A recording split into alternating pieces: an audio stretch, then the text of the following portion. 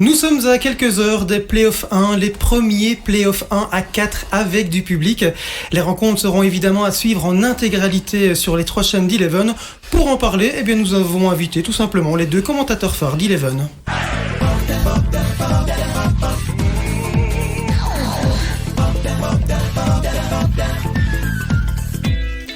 D'un côté, nous avons Marc Delire, bonjour, bienvenue. Bonjour, merci. De l'autre, Benjamin de Senac, également, bienvenue. Ah, quand même, merci. Et Philippe De Witt est également là avec nous. Il va vous interroger durant toute cette émission. Alors, durant les prochaines minutes, on va évidemment parler des Playoffs 1, évidemment, des nouveautés d'Eleven, de la complicité également qui vous unit, parce que vous avez une histoire ensemble, donc on en parlera. Et puis, dans une seconde partie d'émission, on reviendra sur certains moments cultes, vos débuts à la télévision notamment. Je pense que certains à la RTBF ne vous apprécient pas trop, parce que pour avoir reçu ce que j'ai reçu, franchement, c'est pas voilà, ça sera pas mal. Des proches également vont également témoigner sur vous, donc ça risque d'être un petit peu sympa. Et puis on parlera aussi de l'actualité de vos chaînes respectives. Alors pour Benjamin, c'est très clair, on sait que c'est la RTBF. Par contre, pour Marc, on essayera de voir un petit peu ce qu'il en est. AB3, Proximus TV, la Ligue des Champions. Mais voilà, ça en fera un petit peu le tri tout à l'heure. Mais tout d'abord, Philippe De Witt s'est prêté au jeu du portrait croisé. Mais oui, déchaînez-vous. Voilà un slogan publicitaire que Marc Delire a conjugué à tous les temps et à toutes les modes, lui qu'on peut voir sur toutes les chaînes, Proximus, la RTBF, RTL, Eleven et AB3, en attendant sans doute de l'entendre commenter des rencontres des années 70 sur Nostalgie, ainsi que des matchs de l'Olympique sur Télésambre, de Liège sur RTC, de Tournai sur nos télés, de la Louvière sur Antenne 100, de RWDM sur BX1 et de Virton sur TV Lux. Benjamin de Senac, lui, se contente modestement de la RTBF et d'Eleven. Mais son ascension, il la doit notamment à Marc, transféré de la RTBF à Belgacom en 2005, pile poil lors du lancement de la tribune dont il aurait dû être le présentateur. Benjamin ne lui dira jamais assez merci. Ils en ont fait du chemin depuis nos 2 commentateurs vedettes, tout en œuvrant chacun à leur façon pour les bonnes causes de la diversité et de l'égalité des chances. Tout d'abord, Benjamin, qui a voulu plaider la cause des personnes de petite taille, en prouvant qu'elles pouvaient elles aussi être gardiens de but. L'expérience a tourné court, si je puis dire, mais le journalisme y a gagné plus que le football y a perdu. Marc, de son côté, a fait sien le tube de Nino Ferrer qui chantait en 66 « Je voudrais être noir ». Un credo qu'il a véritablement adopté puisqu'il passe tout son temps libre au Sénégal, où il a acheté une maison et en revient à chaque fois un peu plus pigmenté, tel un anti-Michael Jackson namurois. Les 2 compères ont également beaucoup contribué au repeuplement de la Wallonie, puisqu'à eux 2, ils ont fait 7 enfants de 4 lits différents. Décidément, le cumul, ils connaissent. 4 ? Je ne sais plus. On fera les comptes après si tu veux, mais je pense que ça doit être ça. Un de leurs proches m'a confié par ailleurs que si Benjamin apprécie tellement se balader avec Marc, c'est parce qu'ils se sont en sécurité à côté de celui qui, le jour où il a été victime d'un carjacking, a réussi à faire fuir son agresseur, rien qu'en l'insultant, avec des mots plus durs encore et plus sonores que ceux qu'il peut avoir vis-à-vis de Stéphane Stricker à la tribune, ou envers certains supporters de foot qui se comporteraient comme des veaux. Mais en ce qui me concerne, je sais que Marc vaut beaucoup mieux que cette image très cash et très crash. Simplement, il est entier, et c'est ce qui fait son charme et son style, alors que celui de Benjamin est plus feutré, mais tout aussi percutant. Et c'est pour cela qu'il ne laisse vraiment personne indifférent l'un comme l'autre.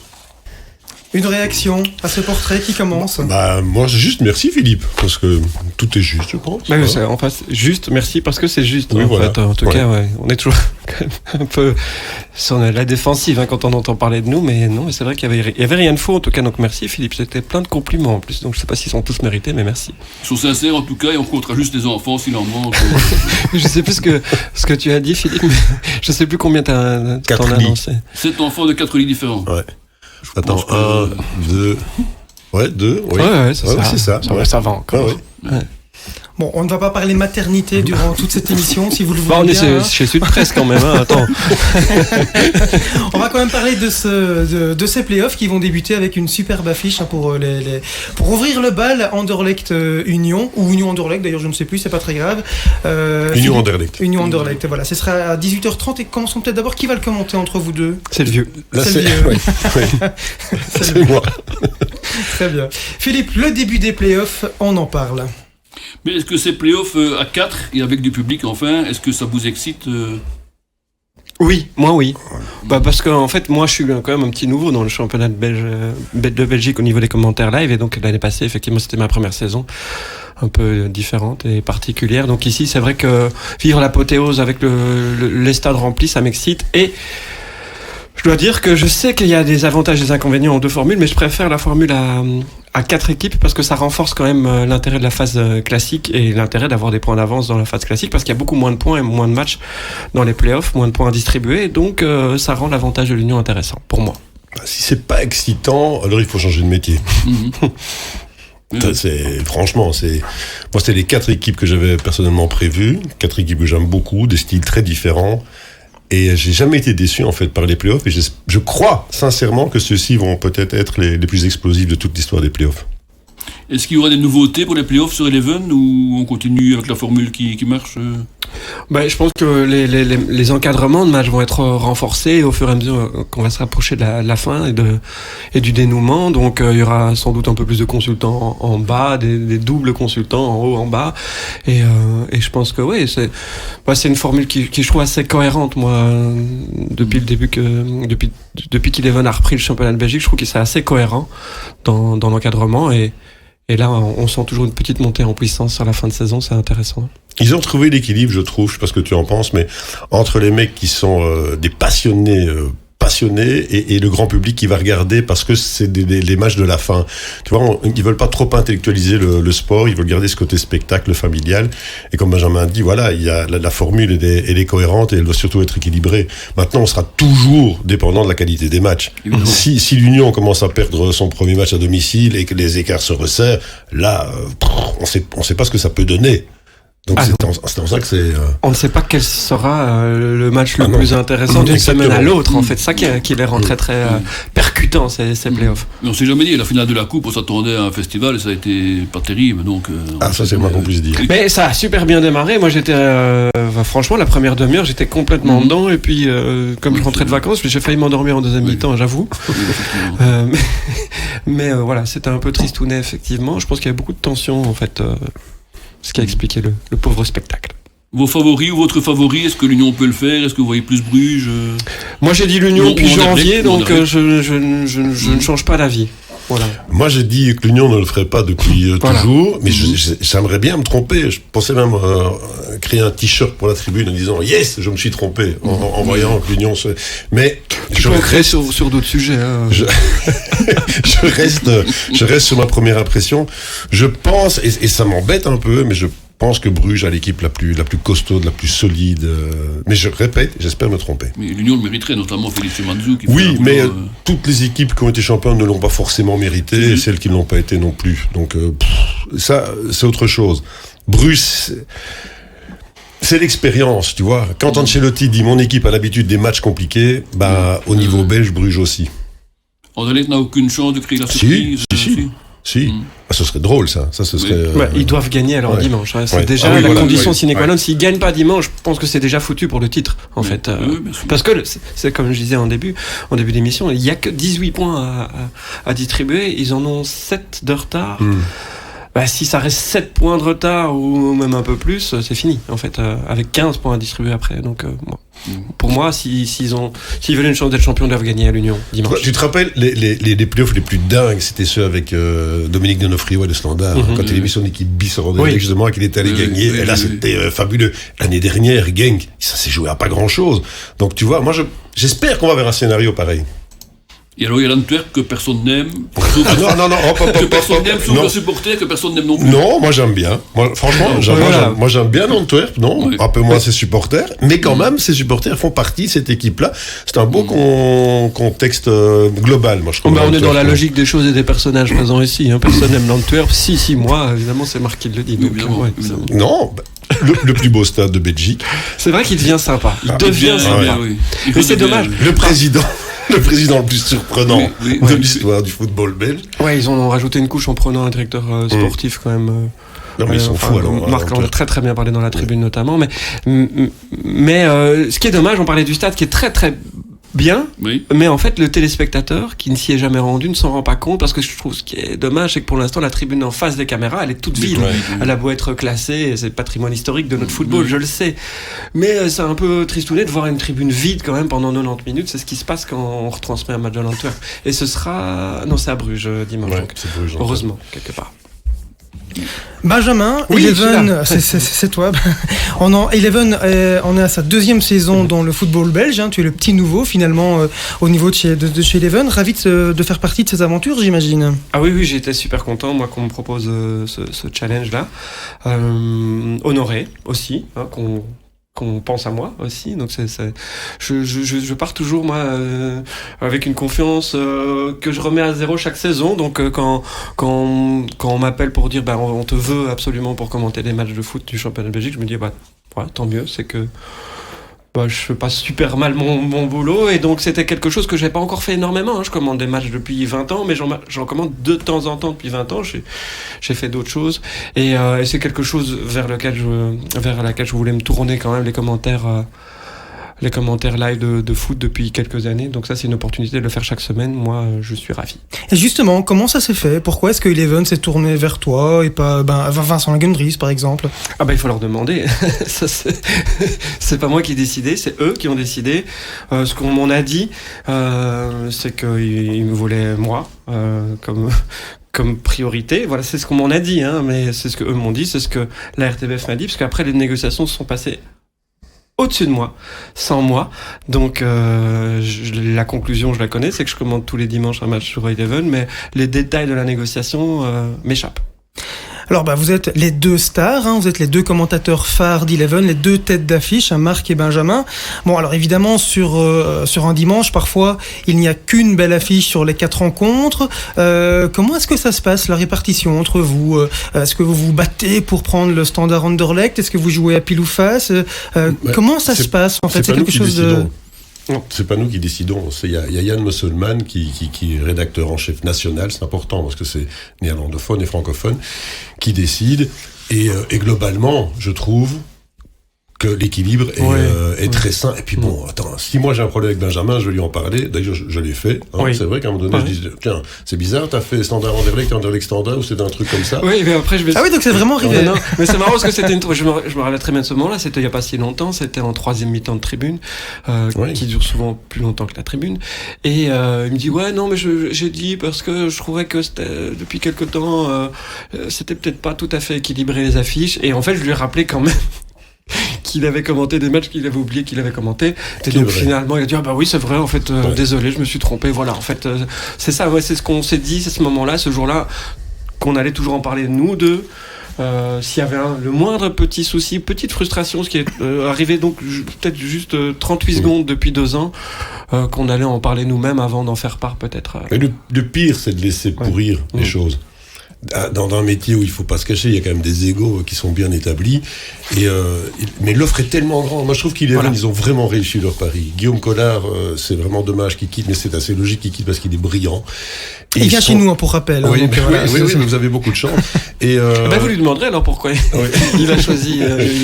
Mais ils sont parvenus avec Massimo aussi. Il y a un bon triumvirat là, et honnêtement, moi ça fait plus de 30 ans.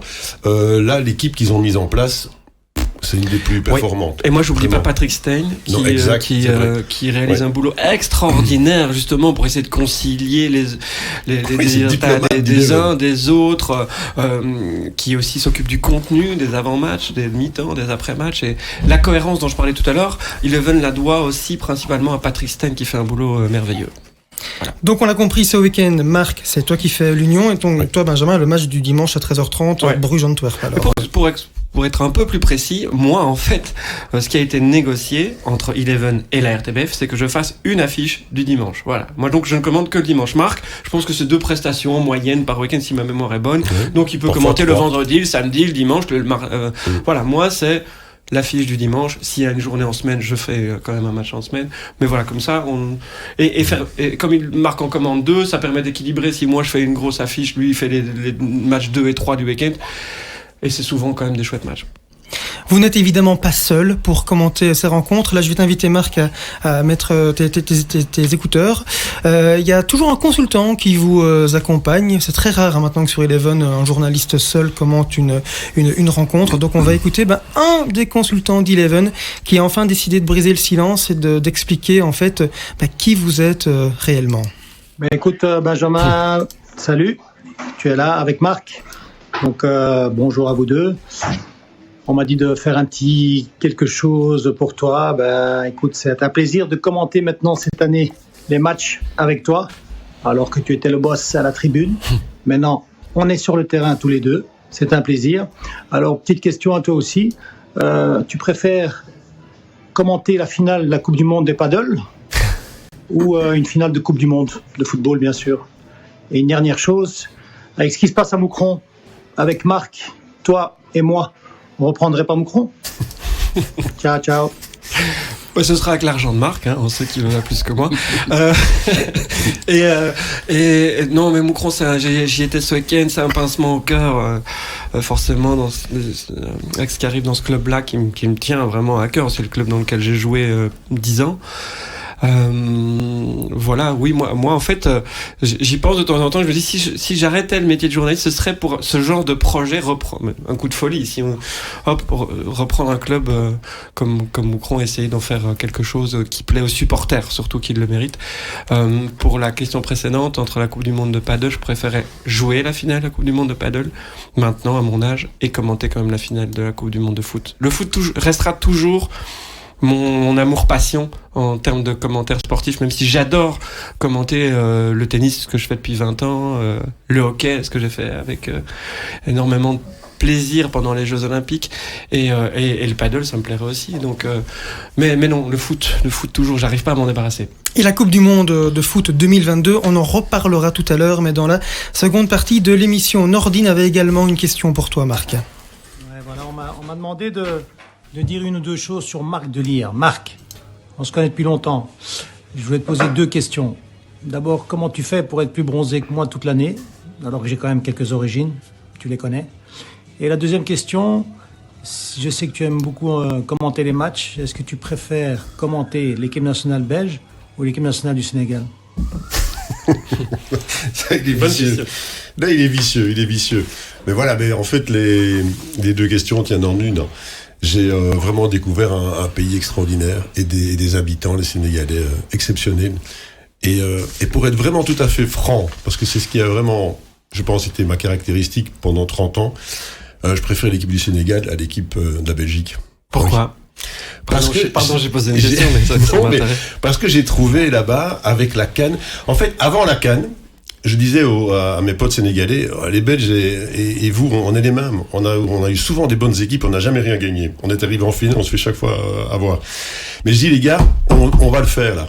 On va le faire, la CAN, elle est pour nous. Et quand, après les 3 premiers matchs, ils ont inscrit un but, ils en ont encaissé aucun, et ils finissent premiers de leur poule, ça c'est quand même exceptionnel. Je dis, on y va, on va jusqu'au bout. Et donc, j'ai ce pays d'adoption qui m'a adopté aussi, et j'ai un amour incroyable pour le Sénégal et pour les Sénégalais. Et donc, voilà, c'est ce qui explique que je serai, à mon avis, dans l'avenir, toujours un petit peu plus bronzé que Nordine. Même si lui aussi, il va être de temps en temps, et même de plus en plus au Maroc, j'ai l'impression. Ouais.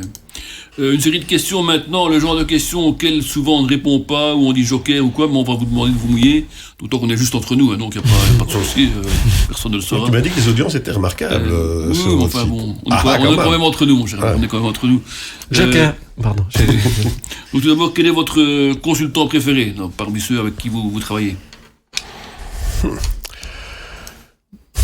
Ce qui n'est pas informant pour les autres, mais voilà. Non. Moi, historiquement, j'ai commenté énormément de matchs avec Benoît. Mais tu veux l'identité d'un. Oui. C'est vraiment. J'ai jamais réfléchi à cette question. Non. Mais je vais essayer de répondre sincèrement. Mais j'ai jamais, parce que je. Est-ce que tu accepterais l'honnête? Je te jure que je n'ai pas de consultant préféré. Je n'en ai pas. Honnêtement, je n'en ai pas. Moi, je les aime vraiment tous, et je trouve que c'est ça aussi la force d'Eleven ou de la RTBF, parce qu'ils se retrouvent quand même globalement tous sur les deux chaînes. Et ils sont tous très différents. Et humainement, ils sont tous quand même très très bien. Alors, j'ai une tendresse particulière pour Philippe Albert quand même, parce que en fait, moi, c'est toute ma jeunesse. Et ça, c'est une Madeleine de Proust que tout d'un coup, je vois débarquer dans le studio de la Tribune à l'époque. Et je me dis, et surtout, qui était hyper ému de pouvoir travailler. Attention, il y a une vidéo qui parle.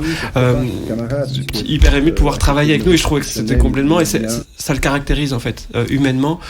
C'est la personne que je conseille de rencontrer à tous ceux qui ne le connaissent pas, parce que sous ses dehors un peu gros nounours, il est humainement d'une qualité extraordinaire. Les autres, ça se voit, lui, parfois pas toujours, c'est pas le plus souriant des consultants, c'est pas le plus bavard, mais dans la vie de tous les jours, il est juste fabuleux, Philippe Albert. Ça, je voulais vraiment le souligner, comme ça répond quand même en partie à ta question. Oui, tout à fait d'accord en plus. Je connais bien Philippe, c'est vraiment exceptionnel. Donc je suppose que le moins bon, vous répondrez encore moins. Si, toujours entre nous. Attends. Tes claques. Et il arrive là, juste devant la photo. Il mérite des claques. Le Marlon Brando de Courcelle, là, attends. Non, évidemment, non. Et Alex, il est fort. Il est très fort. Philippe, je comprends que tu veuilles qu'on réponde à ça, mais c'est comme si tu demandais à un entraîneur, quel est le meilleur de tes joueurs et quel est le moins bon. On n'y va jamais répondre à cette question. De toute façon, même si il y avait réfléchi. Rappelle-nous dans 20 ans. On aura une discussion. Celui que vous rêveriez éventuellement de recruter, Tans, Powell, Strecker ou autre, Rudy Garcia, enfin j'en sais rien.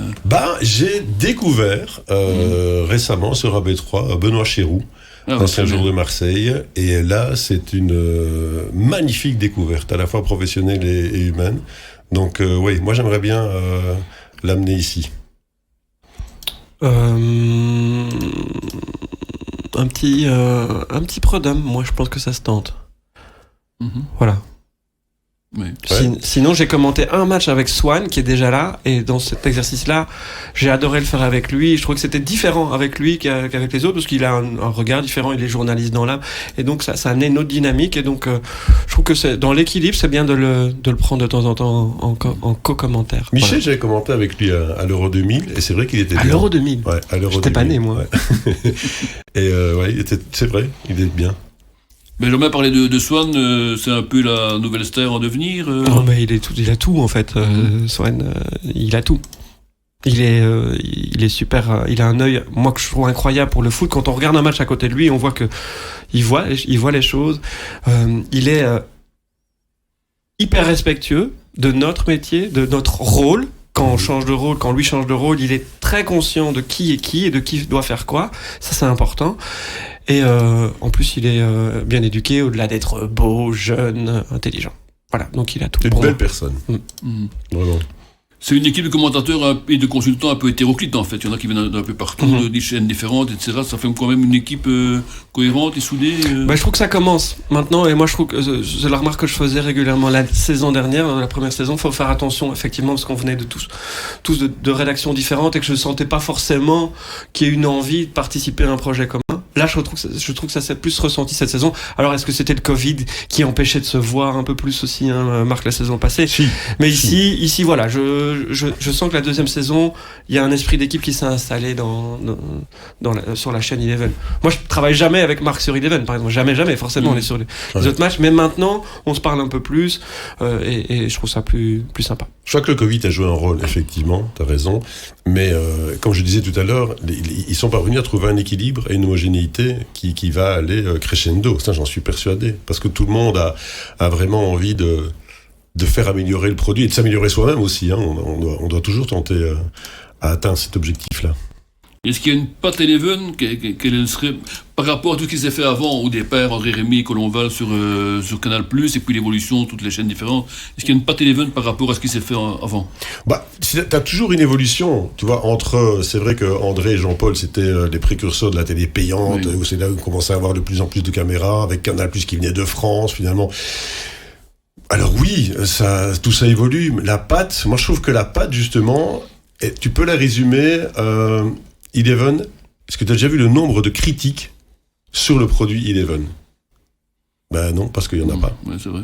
Il y en a pas. Donc on en revient à la cohérence dont on parlait tout à l'heure, ouais. et je trouve que ça se retrouve là, dans la qualité des avant-matchs aussi, des sujets qui sont mis à l'antenne, des personnes qui sont mises en avant.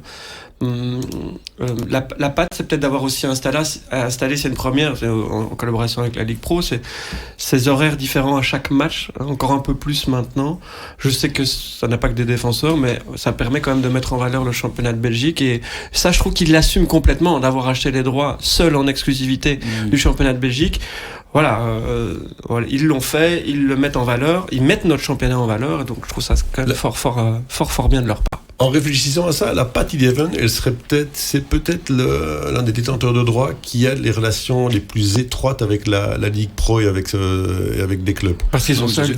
Sans doute que ça est. Toi, t'as connu le scénario avant, pas moi. Mais moi, je trouve que comme moi, j'imagine que comme ils sont seuls, ça simplifie les échanges. Oui, mais il y avait parfois des clubs, tu vois, qui étaient un peu réfractaires. Allez, on se souvient du Standard à l'époque, Luciano, qui était un super dirigeant, mais c'était pas simple.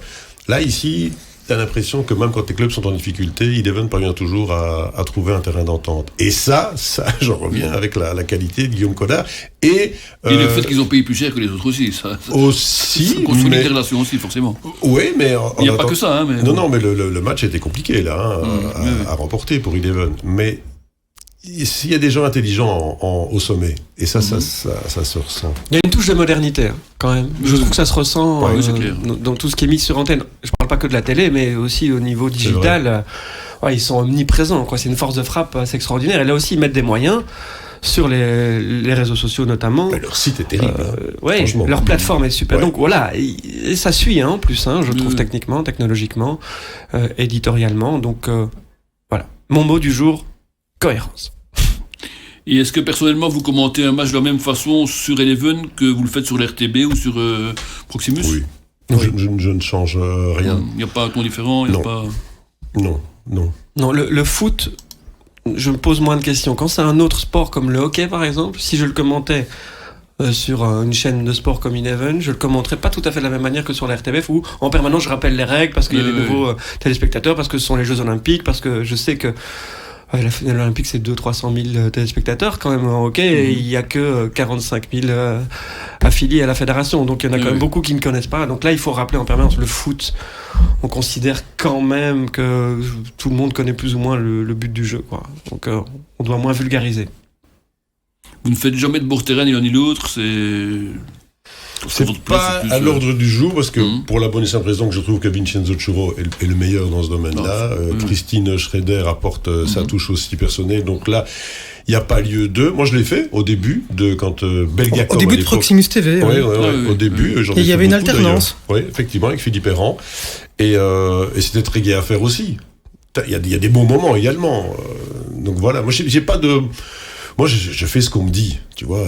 Tant que je suis d'accord avec ce qu'on me dit de faire, il n'y a pas de problème. Il y a eu des moments mythiques avec Christine et Bologna, notamment. Bon. Oui. Bologna, il a eu des moments mythiques avec beaucoup. Oui, ça c'est sûr. Oui. Non, mais voilà, moi je suis d'accord avec Marc.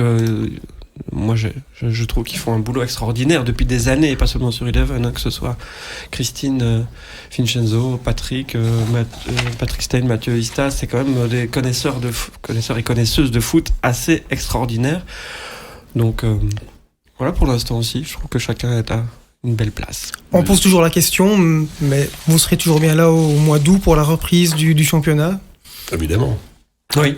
Ah oui, moi je pense que ça c'est... Juillet même. Comme quoi j'ai peu posé de questions sur ce qui avait été convenu avec moi, c'est que je pense que c'est pendant les 5 ans du contrat, moi, ce qui me concerne, je pense. Mais en fait, t'es viré, mais tu le sais pas. Peut-être, mais ça changera rien, je serai pas payé plus, ni moins. Et des bruits de couloir peut-être, vous avez entendu parler de nouveautés, des petites choses qu'on peut déjà annoncer ou pas ? C'est peut-être un peu trop tôt, mais je tente, évidemment. Sur Eleven, non, moi j'ai rien entendu. Non, mais il y a des choses qui se passent, mais sur lesquelles on nous demande de ne pas non plus trop dévoiler, mais ils sont en évolution permanente à Eleven, donc forcément qu'il y a des choses qui vont se passer. Donc on vous réinvite au mois d'août, alors on est bien d'accord. Benjamin, tu le disais tout à l'heure, Eleven n'est quasiment pas critiqué sur les réseaux sur les réseaux sociaux et c'est vrai. Par contre, moi j'ai quand même peut-être une critique à faire, mais ce n'est pas une critique qui vise Eleven, mais plutôt sur la Pro League. Et ma question, c'est plutôt, est-ce que vous ne pensez pas qu'un diffuseur qui paye 100 millions d'euros par an pour diffuser tous les matchs en intégralité ne devrait pas avoir un droit de veto, par exemple, quand il y a du brouillard et que on remarque que les téléspectateurs qui payent cher leur abonnement, en fait, ne vont strictement rien voir et même avec des lunettes vont devoir deviner le ballon. Est-ce que là, vous ne trouvez pas que il y a peut-être quelque chose à faire entre Eleven et la Pro League pour améliorer le confort des téléspectateurs? Je suis tout à fait d'accord. Il y a des cas très précis dont je me souviens cette saison où j'ai râlé devant ma télé ou à la rédaction. Sur un Union. Oui, voilà. Là déjà, on sent qu'ils prennent un risque un peu trop important en donnant le coup d'envoi, mais sur le Romaline aussi. Non, mais je pense que il faudrait donner. Alors, je sais que les arbitres ont déjà plein de choses en tête et à gérer, mais donner quand même la consigne aux arbitres de se rappeler qu'il y a un peu plus de monde devant la télé que dans le stade encore. J'adore les gens qui se déplacent au stade, c'est pas ça que je veux dire, mais quand même respecter les gens devant la télé et donc ceux qui payent pour regarder aussi devant la télé, qui ont payé un abonnement. Par exemple, quand on joue. Quand il gèle, j'ai l'impression que maintenant tout le monde joue avec un ballon orange, même quand il n'y a pas de neige sur le terrain. Marc, je sais pas si t'as remarqué, mais un ballon orange sur une pelouse verte, on ne le voit pas. Quand on est devant la télé, on ne le voit pas. Ou alors, on oublie de regarder les épaules des maillots. Donc, on regarde les maillots, ils sont pas similaires de face, ils sont pas similaires de dos, mais il faut regarder s'ils sont pas similaires du dessus, parce que la caméra, elle est au-dessus. Et souvent, il y a des maillots mauves et noirs sur les épaules, ça va pas du tout au niveau du confort visuel. Et donc je pense que ce sont des petits détails qui n'en sont pas vraiment, parce que je pense qu'il y a des gens qui regardent, qui zappent parce qu'un match de foot doit quand même essayer d'être montré dans le meilleur des conforts possibles. Pire que le brouillard, il y a les exactions parfois des supporters qui se comportent parfois comme des veaux, mon cher Marc. Ça a été le cas à Union Berscott, à Standard Charleroi. Là, forcément, Eleven n'a pas de prise, mais qu'est-ce que vous pensez de ce genre de situation? Qu'est-ce que j'en pense? Qu'est-ce que tu veux que je dise? Sinon des vérités que tout le monde pense et dit. Donc, je pense que si quelqu'un... Tu vois, c'est comme un cambrioleur. S'il veut voler ta maison, t'as beau mettre tous les systèmes de sécurité que tu veux, il parviendra toujours à rentrer s'il a envie de rentrer. L'imbécile qui vient au stade pour rentrer, il y arrivera toujours. Donc... Les sanctionner, moi, j'avais été pris à partie quand je demandais des sanctions vraiment terriblement sévères. Il faut les éliminer au coup par coup et ça prendra du temps, mais je pense que tu auras toujours ça. C'est un mal, à mon avis, incurable. Alors, ce qui a été quand même démontré, j'essaie moi de suivre ça au plus près, et pas seulement ce qui se passe chez nous, mais aussi chez nos voisins, en France notamment, où il y a aussi beaucoup de débordements, mais c'est un peu partout dans le monde quand même, ce fléau-là. C'est que ce qui semble quand même le plus efficace, ce sont les sanctions individuelles. Mais ce sont les plus dures à mettre en place. Il faut quand même repérer les fauteurs de troubles ou plus que ça, donc souvent cagoulés. Donc il faut les repérer et les bannir, effectivement, du stade. Ce qui ne marche pas, ce sont les sanctions collectives. On le sait, et partout dans le monde, ça ne marche nulle part. Les huis clos, c'est pas parce qu'on met un match à huis clos qu'il y aura plus de débordement dans le même stade dans les mois qui viennent. Donc ça, on sait que ça ne marche pas. En revanche, aller chercher les mecs et avec des grosses sanctions. Je parle là des sanctions éventuellement pénales s'ils ont mis en danger la vie ou l'intégrité physique de personnes. Il faut aller jusque-là, je pense, mais ça prend du temps et ça prend plus d'énergie que de dire ok, il y a eu 3 trucs, 2 huis clos pour cette équipe-là. Ça, c'est la facilité, mais c'est pas efficace. Ce qui m'énerve, moi, c'est que je suis persuadé qu'il n'y a pas des milliers de gens qui sont assez cons pour rentrer sur un terrain. Donc, il y a moyen, en avançant en amont, de les cibler, en enquêtant, en étant un petit peu plus attentif à ce qui se passe, et qu'on pourrait les repérer et entre guillemets, les éliminer du monde du football. Ça me paraît quand même un truc possible. Le problème, c'est qu'il y a souvent aussi un effet de masse. Les mecs qui n'avaient pas forcément eu l'idée d'être cons, mais ils en voient 3 qui montrent le mauvais exemple, et ils se disent, bon, on va suivre sans se poser plus que ça la question du fait que ce soit bien ou pas de le faire. À la finale de la Coupe, il a suffi d'un con, oui. qui s'est enchaîné au piqué, là. Oui. Oui, mais là, bon, quelque part, oui, ça interrompt le match, mais il met en danger personne. Ça me dérange moins que les supporters du Berscott qui balancent dans la tribune adverse des fumigènes ou qui visent les gardiens ou d'autres supporters, cette année qui ont visé des joueurs sur le terrain. Faut arrêter. Pour moi, le rectangle vert, il est sacré. On ne lance pas de choses sur le terrain de foot. Après, on peut discuter de ce qui est des tifos, des calicots, tout ça est un sujet d'interprétation, mais on ne met pas en danger la vie des gens qui sont sur le terrain ou qui travaillent sur le terrain, des photographes qui sont déjà fait prendre des pétards, brûler au 2e, 3e degré. Et donc, moi, j'ai des exemples concrets de mecs qui bossent avec nous et qui ont été blessés. Les caméramans, preneurs de son. Voilà, moi, c'est sacré. On ne jette rien en direction du terrain, ni en direction des tribunes adverses. Voilà, donc. Mais voilà, le rectangle vert est sacré. Un mot sur les playoffs 2 qui s'annoncent particuliers, puisque la Gantoise, qui les démarre avec 3 ou 4 points d'avance, la Gantoise, qu'elle soit première ou dernière dans les playoffs 2, c'est pareil, elle garde le même ticket européen. Est-ce que ça ne risque pas de fausser les choses, comme Zulte Waregem l'avait fait en gagnant la coupe, puis en jouant les playoffs 1, sans les jouer, en prenant 0 points? Ne pas dire que ça pourrait fausser, ce serait prendre les gens pour des idiots. Donc, il y a un risque. Les Européens de playoff, pardon. Oui, c'est ça, oui. Il y a un risque, malheureusement. Mais c'est pas pour autant que, en n'ayant plus aucune ambition réelle, ça va pour autant être des adversaires faciles. Donc, ça peut aussi avoir un autre effet. Mais ça risque quand même de... Ça fait 10 ans. Bon, c'est un peu mieux maintenant parce qu'elle a encore été jouée plus tôt que ça. La finale Coupe de Belgique, je ne comprends pas pourquoi on la joue pas plus tard. Qu'on laisse les playoffs démarrer et puis limite qu'on la joue soit juste après le championnat, soit 1 ou 2 journées avant la fin. C'est pour que chacun sache vraiment les enjeux pour les tickets européens. Oui, ou alors ils disent Gand, tu joues pas les playoffs européens. Ça ne sert à rien si ce n'est de donner du temps de jeu. Et Van Azebroek va pas se priver pour faire des tests déjà pour la saison prochaine. Donc ça fausse déjà les choses. Alors ils vont peut-être les gagner, et tant mieux, parce que je pense qu'ils vont jouer quand même chaque match pour le gagner. Mais voilà, il va faire souffler les mecs qui seront un peu blessés. Il va faire tourner. Et donc, Dante demande tout à l'heure, Cédric, avec Eleven et la Pro League, je pense qu'il gagnerait aussi à un peu plus de clarté au niveau de l'équité sportive, de se dire la finale de la Coupe de Belgique doit se jouer un peu plus tard. Pour moi, je trouve que c'est quand même mieux si elle se joue plus tard. Mais concernant Eleven, justement, est-ce que le dispositif Playoff 2, European Playoff, sera le même que pour les Champions Playoff, où il y a moins de caméras, il y a moins de moyens? Je pense quand même, mais Marc a relevé quand même une chose que moi j'ai découverte un peu depuis l'année passée, c'est que c'est une rédaction et des moyens de production nationaux.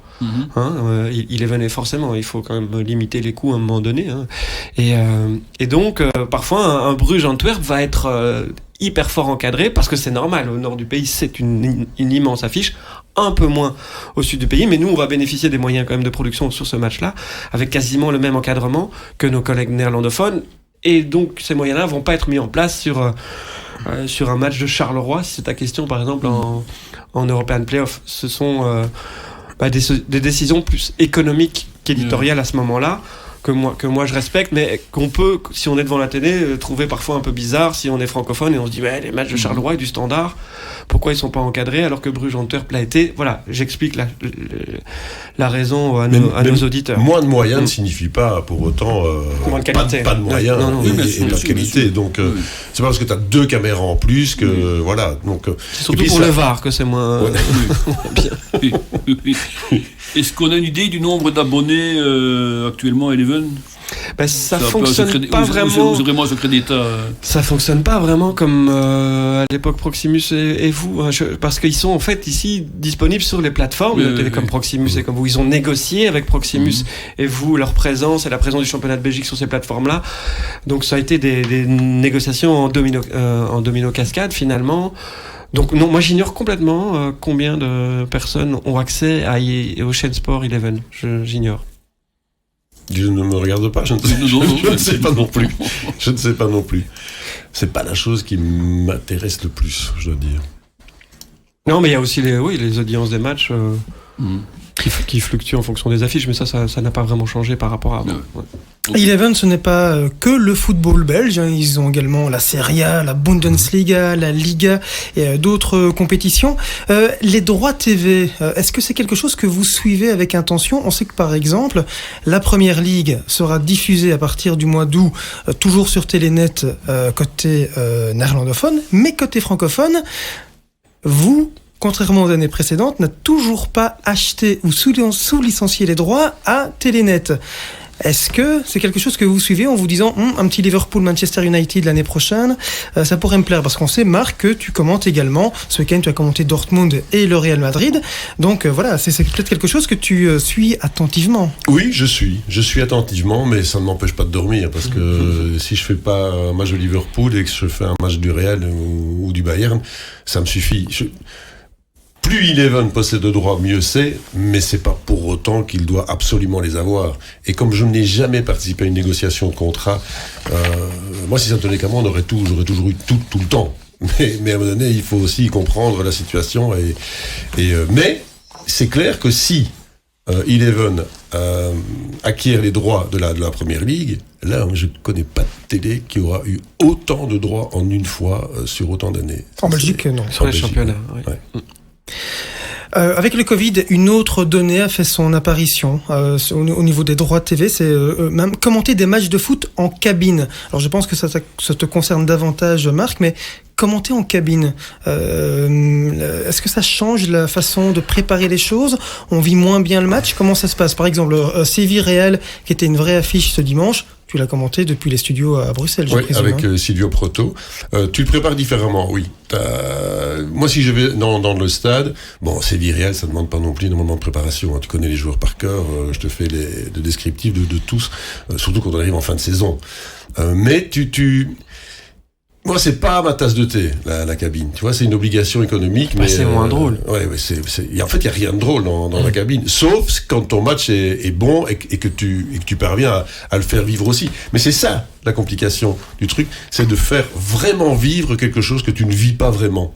Alors en cabine et à huis clos, parce que j'ai quand même commenté quelques matchs d'Europa League comme ça. Ah oui, c'est vrai que l'Europa League... Alors on fait un métier formidable, donc je ne crache certainement pas dans la soupe, mais par rapport effectivement à un match avec un stade rempli, tu le compares à un match en cabine à huis clos, ouais, là c'est pas tout à fait la même façon de travailler.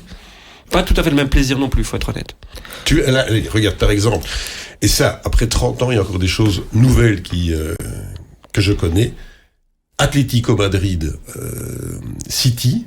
À un moment donné, je te le jure, à un moment donné, j'ai senti l'énergie du public qui passait à travers mon corps et qui allait et on s'est regardé à un moment donné. J'étais avec Benoît et j'ai dit, c'est quoi ça? Quand on vous dit le 12e homme là-bas, il était vraiment là. Et ça, comment tu veux le savoir en cabine? Donc toi, tu peux pas le faire. La folie qui a animé le Real Madrid à la fin avec le but de Benzema, ça tu pourras jamais retranscrire ces choses-là. Non, la cabine, c'est malheureusement la mérule obligatoire du commentateur sportif, quoi. Mais rassurez-vous, évidemment, pour les matchs de play-off, que ce soit les play-off 1 ou les play-off 2, Marc et Benjamin seront bien dans les stades et non pas en cabine. On rappelle que les 3 chaînes Eleven sont disponibles. Les 3 chaînes Eleven Foot Belge et les 3 chaînes Eleven Foot étranger sont disponibles à la fois chez Proximus, chez vous. Donc voilà, il y a aucun problème par rapport à ça. Ce qui clôture la première partie de cette émission consacrée aux play-off qui débutent donc ce week-end. On va passer maintenant à la deuxième partie et davantage parler de la RTBF pour Benjamin et un peu aussi de Proximus pour Marc, même si Marc a évidemment une vie très longue à la RTBF. D'ailleurs, on a quelques extraits qui vont le rappeler pour celles et ceux qui l'auraient oublié. Mais d'abord, première question, ils vous aiment pas la RTBF?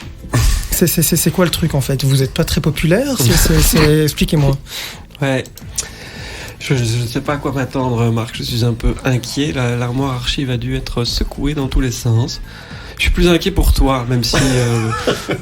Mais moi, comme je ne garde rien, tu vois, je ne suis pas du tout collectionneur, donc quelque part, je suis très content d'avoir même des casseroles. Moi, je prends. On va commencer calmement avec Benjamin. Voilà. Ta première TV, tu t'en souviens? En direct? Oui, donc pas un commentaire où on te voit en fait. Ta première. J'ai dû faire des plateaux enregistrés, mais qui ne comptaient pas pour des émissions, qui ne comptaient pas dans ta question, pour répondre tout à fait clairement. Je pense que on doit pas être très loin de 2004. Ah bah écoute, les JO 2004. Il s'annonce, Benjamin. Oui, bonsoir François. Mais désolé, j'ai pas encore la réponse à votre question. Là, on connaîtra évidemment le nom du vainqueur sur le coup de 22h15 environ. Vous l'avez dit, l'affiche est belle. Anderlecht contre Bruges, même si la date ne plaît pas forcément à tous les joueurs qui auraient préféré prendre... Bon, au niveau de la date, tu étais quasiment... tu étais presque, hein, Philippe. 22 décembre 2004. 2004. Il a quand même un petit côté Marc Lavoine, vous trouvez pas J'ai une voix un peu moins grave. Quoi, Ouais. On se moque. Ouais. Non, Non, mais, Marc Lavoine, c'est un beau mec. Juste avant ça, j'ai quand même présenté l'émission des JO Athènes, le Maga JO. Donc c'était là, on est 2 mois ou 3 mois après. Ouais. Ah oui, donc ce n'est pas la véritable première te concernant. Non, mais c'est vraiment la bonne année, quoi. C'est. Ouais. Et comment tu te revois, comment tu t'évalues Je déteste me regarder. 18 ans après. Oui, mais l'évolution depuis... Je ne sais pas. Je trouve que ça va encore quand je me vois là. Oui. Par contre, je suis tombé il n'y a pas si longtemps sur mes sujets que j'avais fait pendant mon stage. Mon maître est à ma gauche ici. Alors, quelle horreur, quoi. Se réentendre dans les premiers sujets voix off qu'on a fait, ça c'est vraiment... Je ne supporte pas. Je ne supporte pas m'entendre. Moi, je m'occupais quand j'étais à l'RTB, et tu vas corroborer, un des rares à m'occuper des stagiaires. Parce que c'est vrai que moi, je trouve que c'est un moment tellement important pour les étudiants qu'il faut qu'ils soient accompagnés. Et tu te souviens que tu as quand même fait... Il a fait ses premières voix off. Moi, je l'ai fait en Stummelings, en disant, allez, viens, on va aller en sono. Et on avait même rien dit à Michel. Et c'est dans des JT à 13h. Non, dans l'émission d'abord à bicyclette, et puis après... Ah oui, à bicyclette. Et moi, je me souviens de 13h que tu m'as remplacé, parce que j'étais rentré un peu tard. Ouais. Marc aurait mérité quelques blâmes à retardement, d'ailleurs. Non, mais il m'a sauvé la mise quelques fois. Ah ouais. C'était il y a plus de 20 ans. Ouais. C'était 99-2000, pour être plus ou moins précis. Et toi, Marc, tes débuts, tu t'en souviens? Je me souviens de mon premier match de foot que j'avais commenté. Je crois qu'il y avait Malines Wargame et là tu commentais avec un micro comme toujours, mais c'était un micro que tu tenais à la main, enfin t'avais pas de casque ni rien, et il y avait un caméraman et tu stresses parce que là t'as un gamin, t'as Marc Geniot qui est Dieu de père qui a créé le service des sports, t'as Roger, Franck. Là, je t'en parle, j'avais encore les mains moites à l'époque, quoi. Et donc après, t'attends le lundi, parce qu'il n'y a pas de GSM, il n'y a rien. T'attends d'avoir la sanction, quoi. Mais c'est assez formateur, parce que moi, mes premiers matchs aussi, je les ai commentés, je pense que c'était Genk Westerlo. Moi, mon premier match, on les commentait façon directe, même s'ils étaient destinés qu'à l'émission match 1 des résumés. Mais à l'époque, ces matchs-là n'étaient pas diffusés en direct du tout. Donc, on était la première voix entendue par les téléspectateurs. Donc, ça avait quand même... c'était entre les deux. Et alors, c'est formateur dans le sens où il y avait très peu de matchs où il y avait plus d'une caméra, en fait. Et on commentait, nous, avec une caméra. Les ralentis, c'était le même plan large. Et donc... Bon, on pouvait aussi être un peu plus libre peut-être maintenant. Les 10, 15 caméras te forcent à toujours donner un avis, là où c'est pas toujours clair non plus. Et à l'époque, quand c'est que des plans larges, finalement, on faisait un peu plus ce qu'on voulait. Oui, et puis c'est beaucoup plus compliqué maintenant. Roger m'a encore dit récemment, moi, avec autant de caméras, je pourrais plus commenter, ça va trop vite. Et puis ça t'oblige à ne plus commettre aucune erreur. Parce que le téléspectateur aussi a évolué. Il est bien plus connaisseur, il est bien plus informé. Et donc, quand il regarde un match, t'as pas intérêt à te planter. T'as pas de filet de sécurité. Là, à l'époque, dans les premiers matchs 1, le nombre de fois où j'ai dit, bon, Roger, excuse-moi, mais où Roger a recommencé parce qu'on était en studio, on entendait, a recommencé parce qu'il s'était dégouré du buteur, c'était à mourir de rire. Mais ça, c'était une autre époque, quoi. T'imagines, maintenant, quand tu te plantes, tu dois juste dire, excusez-moi, je me suis trompé. Une autre époque, parce qu'on va être clair, on n'a pas retrouvé vraiment ta toute première en télévision.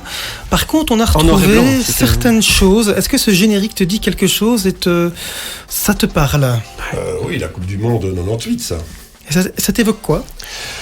Ça m'évoque des moments exceptionnels avec Eric Roll. On a fait ce journal de la Coupe là.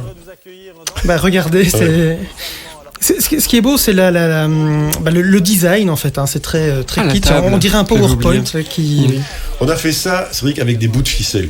C'était génial. Vraiment, mais on a honnêtement là maintenant, je dois le dire, on n'a pas terriblement été soutenu pour faire cette émission là, et parce qu'on se disait journal de la Coupe, ça va, c'est bon, le direct est le principal. Nous, c'était un résumé. Et alors? T'as Robert Roissège qui est là, que tout le monde connaît, mais Robert Roissège me l'a dit après, il m'a dit ça a été un outil de promotion pour la suite de ma carrière assez exceptionnel. C'est pas le seul, hein. Non, mais Robert, il a explosé le bazar, là. Eric ne connaissait pas grand-chose dans le foot, mais était un très bon présentateur pour passer des plats. Moi, j'arrivais avec l'œil un petit peu plus technique, et ma connivence, la complicité qu'on avait avec Robert sautait aux yeux. Et donc, ce truc a eu des audiences, mais incroyables. Je me souviens d'un journal qui avait dit le duo Kroll-Delire dépoussière la RTBF. Bien, regardons un petit extrait, parce que c'est vrai que, alors là, c'est la promo qu'on va diffuser, mais cette émission du journal de la Coupe du Monde 98, non, c'était vraiment des fous rires à répétition. On va en regarder 2 secondes. Tony, pas très viril, là, quand même. En fait, vous rigoliez tout le temps, on est d'accord, quand même. Hein. On va y arriver. Le journal de la Coupe, c'est tous les jours avant et après les rencontres. C'est une promo pour le Tour de France ou pour la Coupe du Monde? On veut que les gens nous regardent pendant la Coupe du Monde. Oui. Faut mettre du punch alors. Oui. Faut mettre du punch. La 1, la 2, tous les jours plein les yeux. Toi et moi, tous les jours, on sera là. Eric, c'est un comédien. Ça représente l'état d'esprit qu'il y avait sur le plateau. Moi, je m'en souviens très très bien, j'avais 14 ans, donc j'étais encore tout jeune. Mais c'était dingue, votre duo, en fait. Hein. Effectivement, oui. J'ai rarement connu ça avec un autre journaliste, un autre présentateur comme ça sur une période. C'était un mois de folie. T'étais arrivé après, un an après, mais avec le même duo à bicyclette. Pendant le Tour de France 99, c'est mon stage, et le même duo qui fonctionnait encore très bien, très complémentaire. Comme disait Marc, un très bon, un mec qui jonglait avec le direct de façon merveilleuse, Eric Kroll, qui s'en foutait un petit peu du contenu sportif. Je crois qu'il s'en foutait même complètement. Il regardait pas les matchs. Non. Mais c'est ça, c'est ce petit secret de fabrication, et Marc qui est un excellent connaisseur du sport. Tu as encore des contacts avec Eric ? Non, il est parti s'établir en Suisse. On s'est un petit peu perdu de vue, malheureusement, mais non. Mais revoir ces images-là, moi j'ai une nostalgie positive. En plus, c'était le début, tu vois. On n'était pas du tout attendus. C'est ça qui était magnifique. En tout cas, je te confirme qu'il est toujours en Suisse, parce que voilà, il a un petit mot pour toi quand même. Il s'est filmé en Suisse. Non, c'est l'autre. Ouais, on va y arriver. Hop. Salut Marc, bonjour à toutes et à tous. Eh oui, ça fait longtemps, ça fait toujours plaisir. Et puis, je souhaite tout de bon à tout le monde. Mais mon cher Marc, le journal de la Coupe 1998 et à bicyclette, avant, après, c'était une période incroyable. Des souvenirs, des anecdotes. Mais attendez, on peut remplir des livres et des livres à tous les niveaux. Coupe du Monde 1998. Bon, déjà, on avait, si tu te souviens bien, quand même un bol assez extraordinaire, puisqu'Aimé Jacquet, l'entraîneur des Bleus, futur champion du monde, était en pétard avec la presse française. Donc, ils étaient près de chez nous, ils regardaient le journal de la Coupe, donc on était leur premier interlocuteur. C'était tout simplement fantastique. Et puis, je sais plus comment on avait eu cette idée. Je crois que je t'avais parlé du projet qu'on se mette côte à côte, et puis finalement, on s'est mis comme ça côte à côte, et on a rebondi sans jamais rien préparer. Uniquement parce que ça matchait bien entre nous, notre personnalité était très complémentaire. Et puis à bicyclette, là aussi, je veux dire après, dans ce projet-là, tu te souviens comment on arrivait parfois au studio, parce qu'on était toujours un peu les spécialistes d'arriver pendant le générique, ce qui fait que les réalisateurs de l'époque étaient souvent sur les dents et sur les nerfs au moment où on arrivait. Non, mais c'était une période exceptionnelle, c'était une équipe exceptionnelle, tous les gens qui ont travaillé, et pas que, ni toi Marc, ni moi, tous ceux qui étaient derrière étaient vraiment fantastiques, fabuleux. C'est une belle expérience de vie, une grande expérience professionnelle, et puis au niveau sport, c'était aussi top. Alors je vous souhaite tout de bon, et puis ça me fait plaisir de vous envoyer cette petite vidéo. À bientôt. Que de souvenirs. Hein. Oui, mais ça ne s'explique pas. Ces choses-là. Pourquoi est-ce qu'on s'entend si bien, Benjamin et moi, alors qu'on a quand même 15 ans? C'est les fêtes de mon stage, ça. Voilà. Et lui, voilà, ça s'est passé comme ça, et ça s'est plus jamais véritablement passé. Parce que quand il dit qu'on ne préparait rien, c'est vrai. On arrivait là. Non, plutôt c'est moi qui préparais des trucs de foot, mais c'était avec des fiches, il fallait nous suivre, quoi. Et au bout du compte, ça donnait une impression de waouh, d'harmonie, mais c'était complètement à l'arrache tout le temps. On a pris des risques terribles. Et ça aide évidemment, parce que ça te donne une carapace et une expérience qui te sert encore aujourd'hui et même demain. Mais c'était une sorte de sketch permanent. Est-ce que ce serait encore imaginable aujourd'hui Je pense que oui. Il faut juste trouver les bons acteurs. Mais... Tu vois, là, t'avais avec Robert qui arrivait. Robert, chaque fois qu'il arrivait, il disait « Ma petite gaufre, Marc ». Elle est où? Mais tu vois, on n'avait rien. Donc moi, je devais prendre des pièces de monnaie, aller au distributeur, je donnais à la production, on ne peut pas avoir des gaufres, quoi, pourquoi des gaufres, non. Je dis, on était dans notre coin, et puis, bam, ça a explosé, quoi. Et là, moi, au niveau des médias, ma naissance professionnelle, c'est cette émission-là. Après, rien n'a plus été pareil, après. Parce qu'en plus, souviens-toi, c'est aussi l'année Festina. Donc dans le Tour de France, ça pète dans tous les sens. Non, 98, ça a été une année charnière, vraiment. Une dernière pour la route. Allez, alors on y va. Moi, c'est Marc. Moi, c'est Eric. Désormais, Eric Kroll et Marc Delire se lancent dans un nouveau défi, animer une émission quotidienne de Gym Tonic sur la Une. Soufflez, respirez. Leur objectif, vivre le sport et vous le faire vivre différemment. En soufflant et en respirant et en posant les talons au sol. Tu l'as encore cette tenue? Mais c'était un truc qu'ils nous avaient prêté. On rentre encore dedans. On était. Oui. Alors, attends, je t'interromps 2 secondes. J'adore le coup de fesse ici d'Eric Kroll. Là, franchement, c'est juste exceptionnel. Voilà, là, c'est voilà. Eric et Marc Tonic, très bientôt sur la Une. Et alors, on était sortis la veille, mais super méga tard. Et donc, tu vois, ils avaient prévu des petits sprit shoots pour qu'on ait l'impression de transpirer. Mais on avait tellement bu la veille que je te jure, on transpirait, mais comme des malades. C'était un tournage phénoménal aussi avec les nanas. Là, c'était bon souvenir. Et je trouve que ça vieillit bien. Je sais pas ce que t'en penses, mais dans le kitsch. Le kitsch. Oui, dans l'exagération. C'est un poisson d'avril, hein, c'est ça, non? Oui, c'est un poisson d'avril. Ouais. Tu tournerais cette séquence avec qui, toi, Benjamin, aujourd'hui? Avec Swan. Oui, avec Swan. Ou avec ma femme. Pourquoi pas? On va parler un peu de la tribune, où un des événements de la saison, c'est le retour de Marc, qui apporte le dynamisme qu'on attendait et les polémiques parfois qu'on attendait aussi. Ouais, moi je l'ai pas pris pour avoir des polémiques, je l'ai pris parce que je pense que c'était encore, quand j'ai fait le tour, quand je réfléchissais à ça, je voulais un peu plus de piment dans l'émission que les dernières saisons. Du piment, je voulais pas du buzz. Moi, la nuance, elle est importante parce que je déteste le buzz, j'adore le piment. Tu vois, c'est une façon d'assaisonner un plat, finalement, elle se trouve là. À la limite, elle est pas pareille pour tout le monde. Moi, j'aime pas le buzz. Malgré ça, il y en a quand même avec lui et il les calcule pas. C'est ça que j'aime bien avec lui. Il les prémédite pas. S'il se passe quelque chose, oui, c'est spontané. Voilà, c'est spontané. C'est ça que j'aime bien chez lui. Je suis pas toujours d'accord avec lui. C'est pour ça aussi que je l'ai pris. En fait, je me rappelle pourquoi je l'ai pris. Moi, j'avais plus accès à Marc parce que la seule chaîne que j'écoute pas chez moi, c'est Proximus parce que j'ai pas cette plateforme-là. Puis quand je l'ai réentendu commenter sur Eleven l'année passée, et son style et sa façon d'avancer les choses, il y a 2-3 fois où ça m'a un peu énervé. Je le connais, c'est un ami. Et donc je me suis dit, mais en fait, c'est ça dont j'ai besoin, peut-être moi-même dans l'émission de la Tribune, j'ai besoin qu'on m'énerve un peu, j'ai besoin qu'il se passe des choses, j'ai besoin qu'on soit pas d'accord sur le plateau, j'ai besoin de respect aussi, et tout cet équilibre-là, je pense que on y est arrivé, et ça je suis content.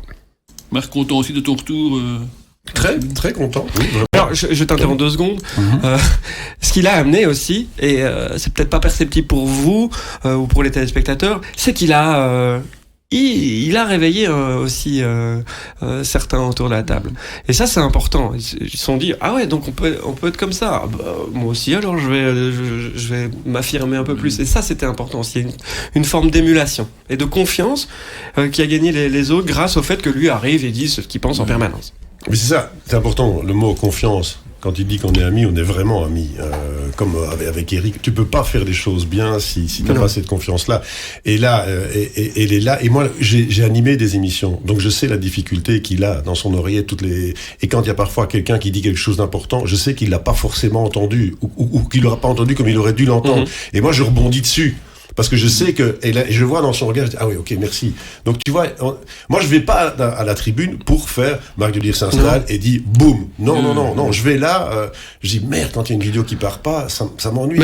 Mais en fait, t'as jamais été comme ça, et je pense que c'est aussi parfois l'image qu'il renvoie et ce qu'il est vraiment, c'est pas tout à fait la même chose. C'est que Marc est hyper respectueux, et ça, tous ceux qui travaillent avec lui me l'ont encore dit, ceux qui l'ont découvert cette année ou l'année d'avant, qui ont travaillé avec lui, qui avaient jamais travaillé avec lui, sont même parfois étonnés, mais en fait, il est super cool. Mais oui, il est super cool, il est super respectueux du travail, de notre travail, des gens avec qui il travaille. Ça, c'est capital. Je serais incapable de travailler avec quelqu'un qui ne respecte pas les autres. J'étais convaincu bien avant qu'il revienne que ça allait bien se passer. Je suppose qu'il sera toujours là la saison prochaine. Oui, ça dépend s'il ne demande pas une augmentation, oui, c'est bon. C'est bien possible. Alors il y a un doute. Et Marc Wilmot, finalement, on avait dit qu'il venait, puis il s'est blessé, il n'est pas venu. Est-ce qu'il y a un contact toujours Je ne l'ai plus contacté depuis longtemps, mais il s'était montré pas inintéressé. J'ai employé une double négation que je n'aime pas, mais je pense qu'il a quand même encore trop envie d'entraîner pour l'instant, Marc. Et ça s'est vu, il est reparti au Maroc là récemment, réentraîné, donc... Moi, il sait que ça m'intéresse toujours, et si ça l'intéresse toujours, je pense qu'il fera signe. La saison dernière, la tribune avait souffert du masque, beaucoup. Là, il n'y a plus le masque, il y a des nouvelles rubriques, la bagarre, etc. Est-ce que les audiences, du coup, sont reparties Ouais, c'est bien. Alors, c'est assez fluctuant, mais historiquement, ça fluctue toujours. Et on en rigolait toujours avec Michel Lecomte à l'époque, quand on se voyait le lundi matin à la première réunion, on savait plus ou moins quel chiffre on allait faire, en fonction des résultats des clubs aussi. Le moteur principal, ce sont les résultats du Standard. Et ça, je ne m'en suis jamais caché. Personne ne s'en cache. Nulle part médiatiquement côté francophone, votre média fait plus de chiffres quand le Standard va bien. Donc c'est comme ça. Et moi je suis content parce qu'on a récupéré, je pense qu'on a redoublé l'audience par rapport au masque cette saison. On n'est pas encore tout à fait au niveau qu'on avait juste avant les masques, mais on est dans la pire saison du Standard depuis que moi je fais ce métier. Je n'ai jamais vu ça. Et donc, je sais qu'il y en a beaucoup qui ne veulent pas regarder une émission quand leur club a perdu. C'est tout à fait humain. En fait, ils savent très très bien que leur club joue mal, que c'est pourri, et ils n'ont pas envie de l'entendre encore une fois de la bouche des personnes extérieures. Et donc, ils éteignent la télé à ce moment-là, ou en tout cas ils regardent autre chose. Et donc ça, je sais que ça vaut pour les supporters du Standard, mais ça vaut pour les autres aussi. Mais il y a plus, je pense qu'encore pour l'instant, il y a plus de supporters de Standard que d'autres clubs côté francophone. Et c'est parce que ça n'allait déjà pas super fort au Standard la saison dernière, j'avais décidé d'essayer d'adapter l'émission pour qu'on soit un peu plus indépendant des résultats du Standard ou d'Anderlecht ou de Charleroi, qui sont les trois gros clubs pour nous. Et donc c'est pour ça qu'on a des idées de rubriques, c'est pour ça qu'on a dynamisé, c'est pour ça qu'on a raccourci l'émission, c'est pour ça que on a changé aussi un peu le plateau, pour que les résultats ne soient pas la locomotive de la réflexion des gens pour venir nous voir ou pas, en fait, et qu'ils se disent mais tiens, de toute façon, que mon équipe est perdue ou pas, il y aura des moments sympas dans cette émission. Et finalement, les 10 minutes ou un quart d'heure, parce qu'on dépasse plus ça maintenant par équipe, 10 minutes, un quart d'heure par équipe, où ils vont parler de mon club, j'éteindrai peut-être à ce moment-là, mais pas les autres moments qui vont rester sympas. Le plateau a perdu par contre Michel Lecomte et Marcel. Il y a 2 ans déjà, 1 an et demi. Ouais. Oui, mais enfin, est-ce qu'on en parle encore Non, enfin oui, non, comme ça. Les gens me demandent des nouvelles. Oui. Comment vont Michel et Marcel, et comme je suis encore en contact souvent, très souvent avec eux, je donne des nouvelles. Tu veux des nouvelles de Michel et Marcel, Philippe? Non, j'en ai. Ok, d'accord, ça va. Je sais qu'ils vont bien. Ils vont très très bien, mais j'ai l'impression que Michel travaille encore plus qu'avant, moi. Marc, non, t'as pas cette impression-là, toi? Il commence à trouver les joies du travailleur indépendant, qui a été fonctionnaire toute sa carrière. Là, il voit ce que c'est de bosser. Vous allez devoir aussi composer avec une autre absence d'ici quelques semaines, celle de Thierry Luters. Oui. Alors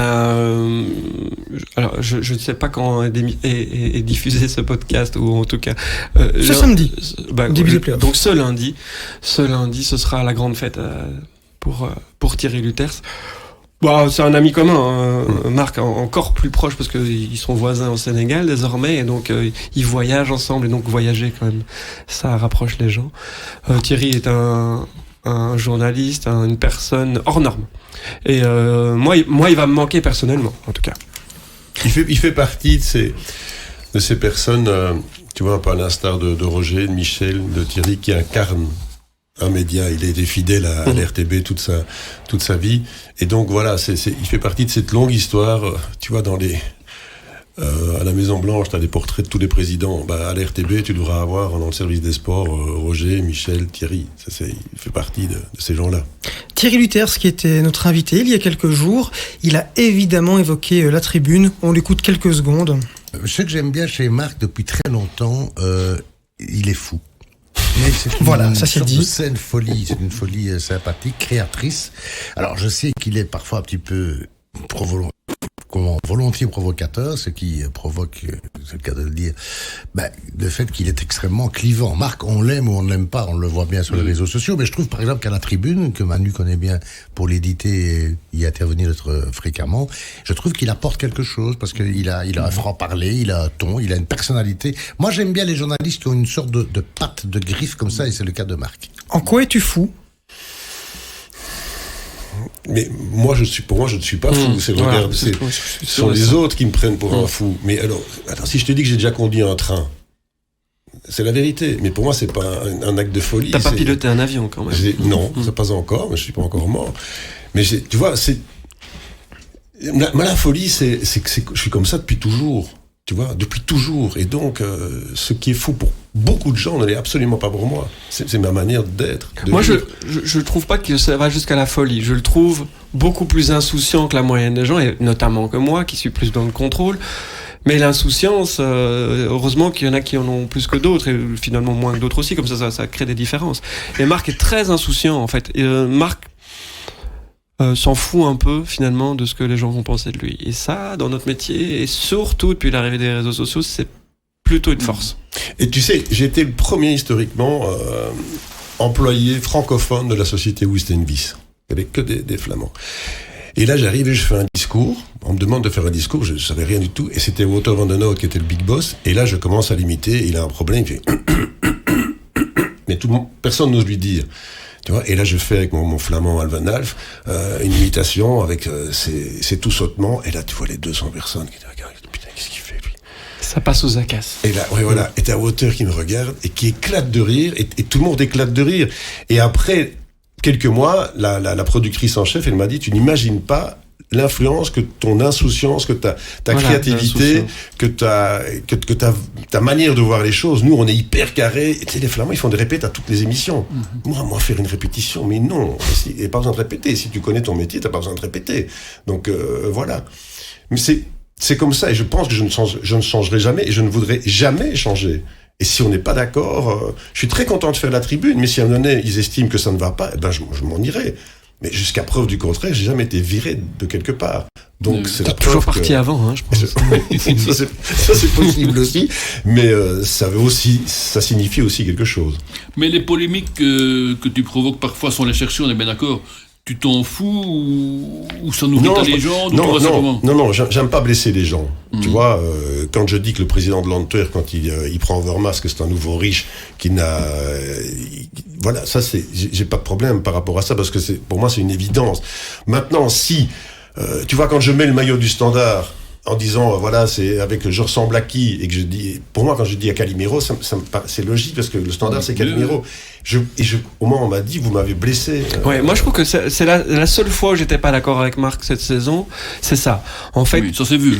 Non, mais en fait, et ça fait partie de l'insouciance, et donc forcément qu'à un moment donné il va dépasser des limites pour certains. Je savais pas que ça représentait. Et moi je trouve qu'il était parfait en fait dans cette démonstration là, et il n'avait pas besoin d'aller dire jusque là en fait, de dire que il était déguisé en Calimero. Moi je trouve que c'était jusque là il n'avait pas dépassé la limite, et là il a dépassé. Pour moi, c'était pas grave en soi, il a pas insulté les gens, mais je comprends que des supporters se soient sentis blessés. D'ailleurs, j'en ai discuté après, j'ai dit, tu vois, je pense que, en fait, t'avais pas besoin, t'aurais été aussi bon, la séquence aurait été excellente, c'était un vrai moment de télévision, sans ça. Et donc là, mais j'ai bien vu, en fait, qu'il n'en avait pas conscience que ça allait blesser, je pense que ça a plus blessé encore que les veaux. Ah, sans doute, parce que là, les veaux, j'avais vraiment raison, là. Oui.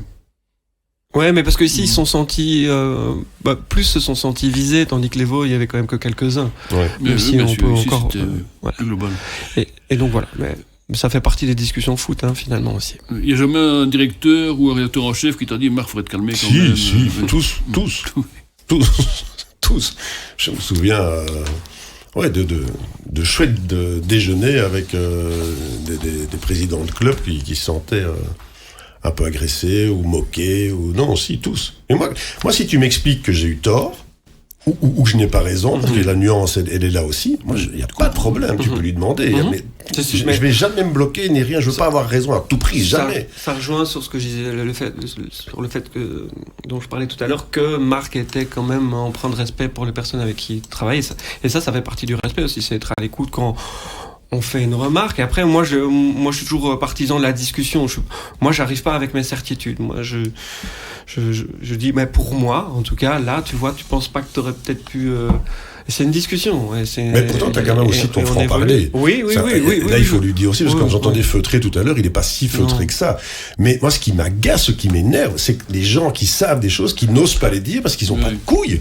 Tu vois. Et là, quand tu fais un Thierry avec son documentaire, ok, il y a peut-être des choses qui ont suscité de la polémique, à juste titre sans doute, mais il a eu les couilles de le faire. C'est rare dans ce métier-ci. Et quand il y a en plus, comme tout est exacerbé avec les réseaux sociaux, à un moment donné, tu vois, tu peux dire tout le monde a son petit moment de gloire, mais n'importe comment, en disant n'importe quoi. Il y a plein de mensonges qui sont dits. Et quand tu laisses passer ça, donc ça veut dire que tu banalises le mensonge. Et ça, c'est insupportable.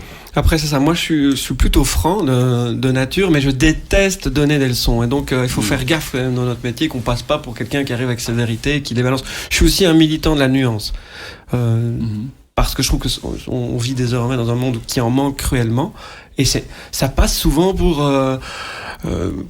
être un défaut en fait. Je trouve que c'est important d'avoir la nuance. Je trouve que c'est important de pas être toujours tout à fait blanc, tout à fait noir. Je trouve que c'est important d'avoir la nuance. C'est ça qui suscite finalement les débats et les discussions. Et donc moi, j'aimerais qu'on ait un peu plus de nuance. Quand on regarde un match de foot, en fait, la plupart des gens vont l'analyser juste en fonction du résultat. Mais c'est pas ça en fait, un match de foot. Un match de foot, il y a 1000 façons de l'analyser. Et donc moi, j'essaie d'ouvrir ces portes-là. Et après, ils en font ce qu'ils veulent aussi sur le plateau. Mais je déteste. Donc en fait, un match de foot, tu devrais l'analyser différemment en fonction d'un but qui a été inscrit à la 98e minute sur une reprise croquée, ratée, déviée, et puis l'entraîneur est une merde parce qu'il a encaissé ce but-là. Non. Regardons ce qui s'est quand même passé les 96 minutes d'avant. Voilà, j'essaie moi de chaque fois rappeler ça. Et puis qu'on soit d'accord ou pas, moi c'est un peu ma façon de voir les choses.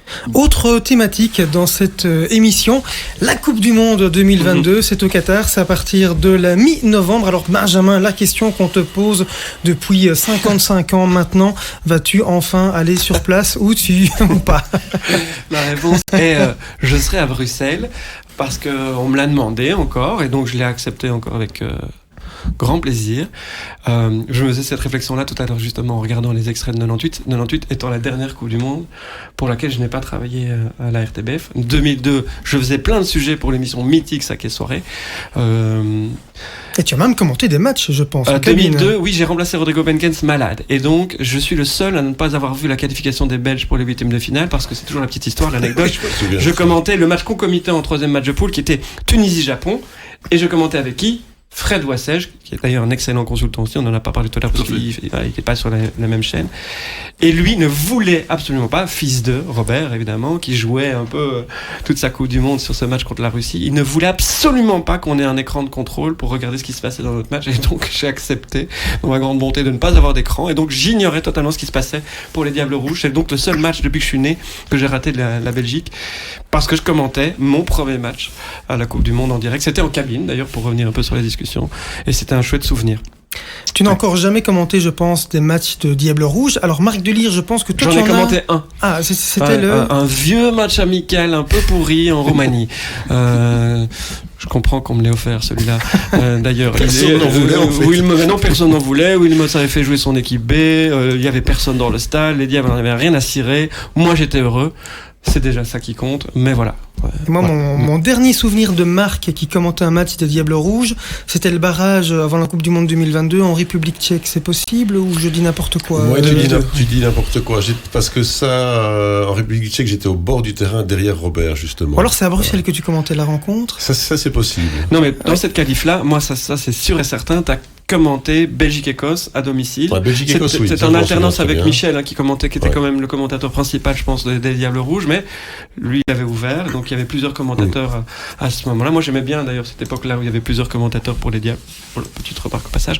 Pour en faire partie. Et j'étais à côté de lui. Pour en faire partie. J'étais à côté de lui oui, mais je ne m'en cache pas, je ne m'en cache jamais dans aucune interview.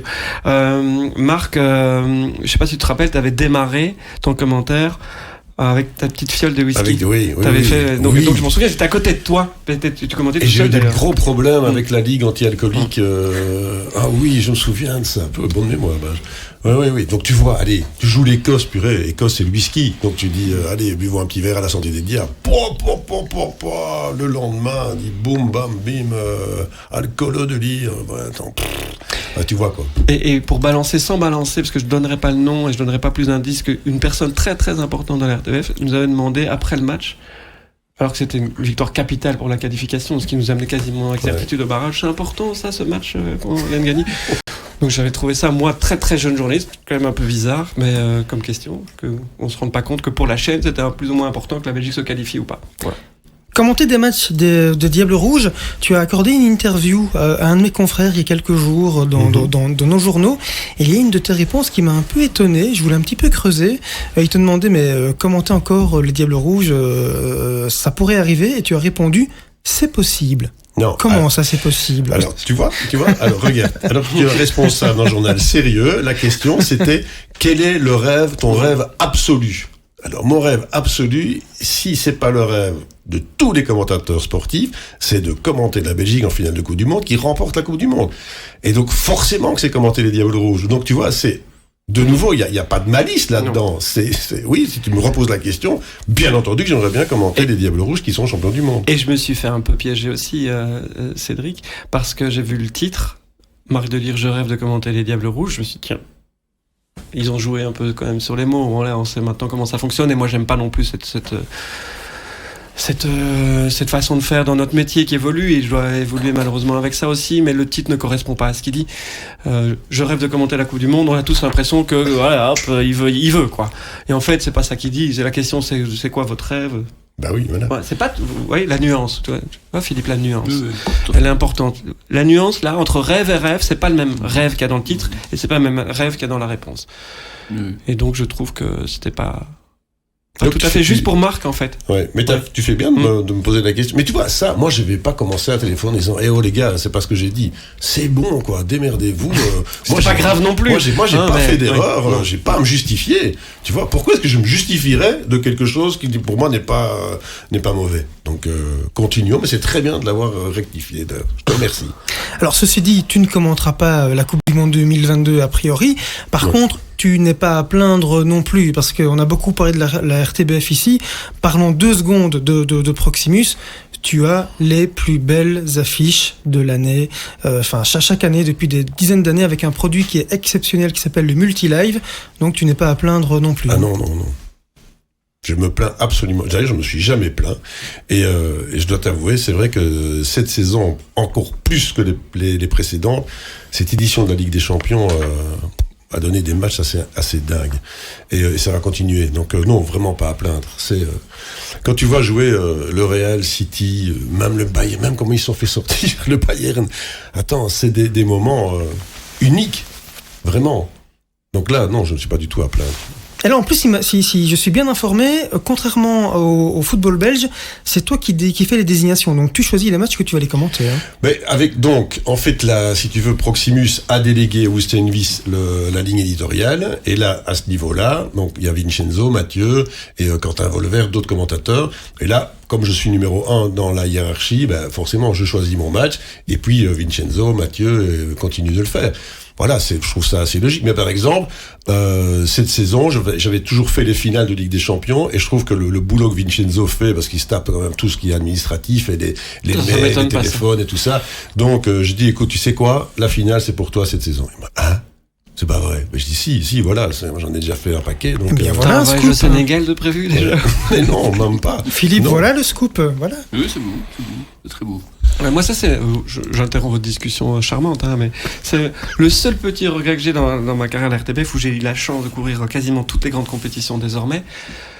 que ce soit en studio ou sur place, c'est que depuis que je suis arrivé à l'RTBF, on a perdu la Ligue des Champions en fait, et donc c'est quand même la vitrine d'un foot exceptionnel, différent des Coupes du Monde et des Euros, et voilà, je la regarde à la télé, ça me fait plaisir aussi, mais c'est pas tout à fait la même chose. Pour en revenir au Qatar, on sait que tu n'y seras pas, mais on sait qui y sera, certainement Vincent et Philippe pour les Diables. Est-ce qu'il y aura 5 journalistes, 6 journalistes, on sait, le dispositif est déjà... C'est marrant, Philippe, il croit toujours qu'on va lui répondre comme ça parce qu'il est sympa. On doit attendre la CP. Il faudra sans doute attendre, une partie des informations. C'est pas moi qui décide de nouveau, et tout n'a pas été encore décidé loin de là, notamment des commentateurs, de l'équipe qui sera autour des Diables Rouges. Il y aura, je pense, peu de surprises. Mais non, je pense pas, mais je suis pas dans tous les secrets non plus. Je sais des choses, je vais pas te le cacher, mais je te dirai pas tout. Mais je ne sais pas tout non plus. Donc voilà. Bien. C'est dans longtemps, hein. On a le temps de voir venir. Ça ira vite. On arrive tout doucement à la fin de cette émission. Une dernière petite surprise. Enfin, il y en aura encore une autre, mais en tout cas ici, l'avant-dernière. Elle vous concerne tous les deux. Hello les garçons, j'espère que vous allez bien. Bah oui, quand même, 11 ans de ma vie à raison d'une fois par semaine avec vous deux. Enfin, vous deux, c'était, je pense, 7 ans avec Marc et 4 avec Benjamin. Et je vous trouve très courageux d'ailleurs d'avoir les deux sur le même plateau. J'espère que vous arrivez à en placer une. À mon avis, c'est pas évident. C'est peut-être l'occasion de balancer quelques infos, tiens. Je peux vous dire que dans les deux, il y en a un qui a de la culture musicale et il y en a un qui croit qu'il sait chanter. Dans toutes les langues d'ailleurs. Et il y en a un qui arrive toujours 2 minutes avant l'émission, très à son aise, en marchant, tranquille, surtout pas de stress. Et puis il y en a un qui n'a peur de poser aucune question aux invités, quelle que soit la question. Quand elle lui passe par la tête, baf, il la balance, quitte à me faire mourir de honte et à plonger sous la table. Rien à faire, aucun souci. En revanche, ce que je n'ai jamais su vraiment dépatouiller, peut-être que vous y arriverez, c'est de savoir lequel a le plus l'esprit de compétition et surtout, lequel est le plus mauvais perdant des deux. Si vous avez une réponse, là je suis intéressée et j'ai jamais réussi à savoir. Le témoignage de Régine Dubois, que vous retrouvez encore sur la première évidemment, mais pendant de nombreuses années, vous avez commenté avec elle une émission de radio sur Vivacité. Oui, il n'y a pas que le foot, ça s'appelait, donc c'est Marc qui avait commencé quand il s'est barré. Il y avait une place toute chaude pour moi qui m'attendait. Enfin non, c'est Régine qui m'a demandé, ça m'intéressait, et moi ça m'a intéressé. C'était génial en fait cette émission, la radio, il y a quand même, c'est un peu ce qu'on fait ici, il y a un confort, une souplesse qu'il n'y a pas en télé où tout est lourd, tout est dur, tout est long. Tout est techniquement plus compliqué. La radio, hop, on ouvre les micros et c'est parti. Et ça, je m'en étais pas rendu compte parce que je l'avais jamais fait avant et j'ai adoré faire cette émission avec elle, moi. Mais c'était un bol d'air terrible. Moi, j'ai rencontré des artistes, des chanteurs. Parce que le principe je faisais des interviews sur base des paroles des chansons des invités. Et j'avais eu cette idée-là avec Serge Reggiani, dont je suis fan absolu. Et j'en ai fait son interview sur la base de ses chansons. Par exemple, il dit dans une chanson, la putain habite aux environs de minuit. Et je dis, monsieur Reggiani, si votre putain habite aux environs de minuit, vous habitez aux environs de quelle heure? Et il me regarde. Intéressant. Et alors que lui n'en avait rien à faire. Donc c'est toi, celui qui n'a pas peur de poser des questions ridicules.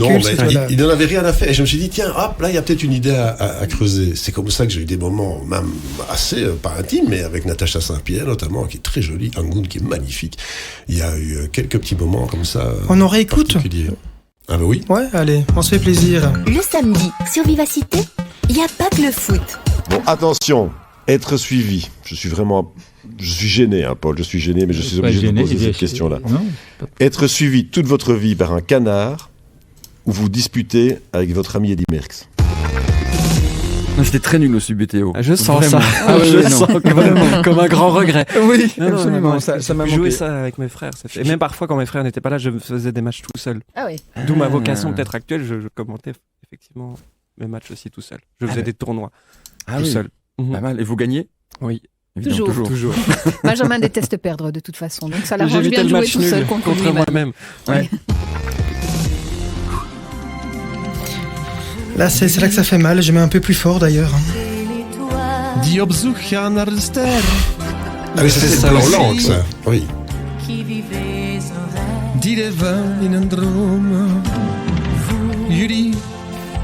Héros de l'espoir. helden van de ruimte. Donc celui qui croit savoir chanter, c'est toi aussi? Sans doute, oui. Le plus mauvais perdant, je crois qu'on est les deux plus mauvais perdants de la Terre. Oui, ça a donné lieu à des parties de pétanque en vacances, même. Et compétiteurs aussi. Mais c'était des moments dingues, le plan langue là-bas. Et puis avec Eric Cantona aussi, on a fait une émission avec lui où j'avais chanté avec je sais plus qui, mais c'était top cette émission-là. Mais moi je pense que c'est ce qui explique la passion qu'on a pour notre métier, c'est qu'on a un esprit de compétition. Et je pense que c'est lié, les deux sont liés. On adore ce qui est compétition et donc on adore le faire vivre et essayer de le transmettre aussi dans les directs. Parce qu'on a ça en nous et donc on n'est pas au niveau des professionnels qu'on commente, mais on comprend un peu parce qu'on gagner, perdre, ça fait partie de nos personnalités. Je remercie en tout cas Régine Dubois, également Eric Kroll, Nordin Jbari qui ont accepté de faire quelques petits témoignages. Merci aussi vraiment à la RTBF d'avoir joué le jeu parce que la RTBF a accepté de prendre le temps d'aller dans les archives pour nous envoyer quelques sons, quelques images également. Donc merci à la RTBF. Merci aussi à la page Facebook. Je vous invite à aller la liker. Les archives audiovisuelles du football belge. C'est vraiment une super page qui remet pas mal d'archives des années 90. C'est vraiment formidable. Donc merci à tout le monde. Et alors pour terminer, une dernière petite surprise, mais vous ne m'en voudrez pas, ça ne vous concerne pas spécialement vous deux, Marc et Benjamin, même si c'est ton petit cousin qui va prendre la parole. Je vous invite d'écouter parce que en fait aujourd'hui est un jour un petit peu spécial également. Bonjour à tous, chers confrères, chers collègues, mais surtout chers amis, chers copains, chers camarades, puisque à côté de nos vies professionnelles, nos liens privés sont les plus importants. Qu'est-ce que je fais là? En fait, je suis Manu Salvé, le responsable du sport régional à Sudinfo, et particulièrement à Charleroi. Les locaux sont ici même. Alors, il y avait ce lien familial dont on m'a parlé. Oui, je suis le petit cousin, j'ai l'honneur d'être le petit cousin de Marc, puisque ma grand-mère maternelle était la sœur de son papa, le légendaire Michel, que j'admirais tant. Mais c'est pour quelqu'un d'autre que je suis là, c'est pour toi mon cher Philippe. On m'a dit, il faut que tu fasses quelque chose, que tu marques le coup symboliquement. Alors Philippe, c'est pas sérieux, on est le lundi de Pâques, il est 21h passé, il y a encore du boulot ici, des gens qui sont mobilisés, comme lors de 40 dimanches par an en saison, lors de tous les jours fériés qui n'en sont pas, pour faire vivre l'actu sportive. Tout ça, c'est à cause de toi, parce que tu nous avais enseigné à l'époque, il y a 30 ans, qu'on était journaliste 7 jours sur 7, 24 heures sur 24, que l'info décidait, que l'actu primait, et voilà le résultat, avec des femmes qui se plaignent, des femmes qui partent, des qui arrivent mais qui se plaignent encore. Voilà Philippe, finalement, tout ça c'est donc de ta faute, mais non, en fait, c'est grâce à toi, parce que tu nous as enseigné des valeurs professionnelles et humaines très importantes, on les applique encore de nos jours, on travaille toujours selon des principes que tu nous avais enseignés, certains on en est conscients, et d'autres c'est inconscient, ça a trait sans doute à la rigueur, au souci du détail, à la virgule qui manque, au score à revérifier parce qu'on n'est jamais trop sûr. Donc voilà, pour tout ça, Philippe, je voulais te remercier. Tu as façonné la carrière de pas mal de gens ici, dont la mienne, et c'est vraiment quelque chose dont je te serai éternellement reconnaissant. Alors, vu que c'est ton dernier jour, eh bien, je te souhaite une excellente et la plus longue retraite possible. Je n'en doute pas. Tu en profiteras, tu l'as bien mérité, et comme disait la chanson, on se reverra un jour ou l'autre, et tu sais comme moi que ça sera dans très peu de temps, toujours autour d'un verre ou d'un bon repas. À bientôt. Philippe de Witt, c'est son dernier jour officiel. J'ignorais, vraiment, mais oui. Mais non, mais personne ne le sait, en fait, il faut le savoir. Mais voilà, je souhaitais aussi te rendre hommage, et toute la rédaction te rendra hommage aussi dans les prochains jours. Mais voilà, Philippe, on voulait te faire ce petit mot ici. C'est très émouvant, même si j'écrirai encore un petit peu quand même comme indépendant pour ne pas priver les lecteurs trop vite de... Les billets du samedi, c'est magnifique. Non, là je le dis, tes billets du samedi, je le poursuis pour qu'il n'y ait pas une vague de suicide parmi les lecteurs. Voilà. Ce qui est convenu depuis longtemps avec Manu Salvé, justement, c'est qu'il est le seul qui est autorisé à faire un papier dans le journal le jour de ma mort, et je crois que j'en ai eu peut-être un petit avant-goût. Mais on sent la filiation qu'il y a entre Philippe, que moi je connais depuis toujours, et ce caractère qui existe dans votre journal. Je trouve que voilà, c'est bien. Il a raison dans ce qu'il dit, dans tout ce qu'il dit, ce que tu as apporté, ça se voit, ça se sent. Il y a de l'amour là-dedans. C'était magnifique ce qu'il a dit, Manu. Et c'est vrai que c'est mon petit cousin que j'aime bien. C'est gentil. Merci Philippe pour ta bienveillance, ton respect de nos réponses quand on te répondait pour les interviews, d'accepter parfois que je te donne pas les réponses, même si tu me rappelais une semaine plus tard. Merci pour ça aussi, c'est important qu'il y ait un respect mutuel entre des rédactions différentes. Merci Philippe et merci évidemment à vous deux, Marc et Benjamin, d'avoir accepté notre invitation. Très très bon play-off à vous, très bonne Coupe du Monde également, très bonne finale de Ligue des Champions en studio alors. Ouais. Et vous revenez évidemment quand vous le souhaitez. Merci. Le début des play-offs sur Eleven, c'est donc ce week-end. Merci à tous.